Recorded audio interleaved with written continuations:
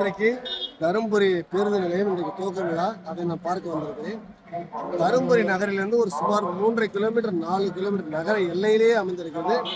பெங்களூர், ஒசூர், கிருஷ்ணகிரி போகக்கூடிய சேலம் நோக்கி செல்லக்கூடிய தேசிய நெடுஞ்சாலை அருகாமையில ஒரு தேசிய நெடுஞ்சாலை ஒரு 200 மீட்டர் தூரத்திலேயே அமைந்திருக்கிறது. இது நகரத்தில் தருமபுரி நகர பேருந்து நிலையத்துக்கு தொல்லையே இல்லை. நகர மக்களுக்கு இது எந்த தொல்லையும் இல்லை. இங்க ஒரு எந்த எதிர்ப்பும், எந்த கட்சி போராட்டமும், எந்த கருப்பொடி எதுவும் இல்லை. ஆனால் இன்றைக்கு ஒரு பேருந்து நிலையம் இங்க தருமபுரி துவக்கியிருக்காங்க. இது பாருங்க, தருமபுரி நகராட்சி பேருந்து நிலையம், எந்த பிரச்சனையும் இல்லை.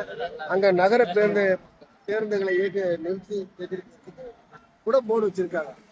இப்ப நம்ம நாமக்கல் மாவட்டத்துல ராசிபுரம் நகரத்துல நகர மக்களுக்கு தொல்லை தர மாதிரி, நகர வணிக மக்களுக்கு பெருத்த தொல்லை தர மாதிரி 9 கிலோமீட்டர் அலேஸ்பாளையம் ஏரிக்குள்ளார படையப்பா நகர்ல வச்சிருக்காங்க. ராசிபுரத்தில் அமைய இருக்கிற திட்டமிட்டு இருக்கிற புதிய பேருந்து நிலையம் என்பது நகர வணிகர்களுக்கும் பொதுமக்களுக்கும் எவ்வளவு தொல்லை தருவதா இருக்குது.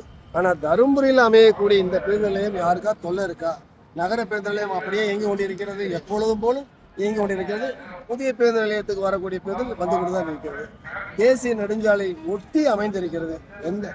பெங்களூர், ஒசூர்ல இருந்து வரக்கூடிய பேருந்துகளுக்கும் சேலம் நோக்கி போகக்கூடிய அல்லது மதுரை, திருச்சி நோக்கி போகக்கூடிய எந்த பேருந்துக்கும் எந்த தொல்லையும் இல்லை.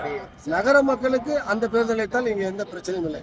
நான் எந்த பிரச்சனையும் இல்லாம ஒரு நல்ல பேருந்து நிலையம் அமைந்து கொண்டிருப்பதாக நான் கருதுகிறேன்.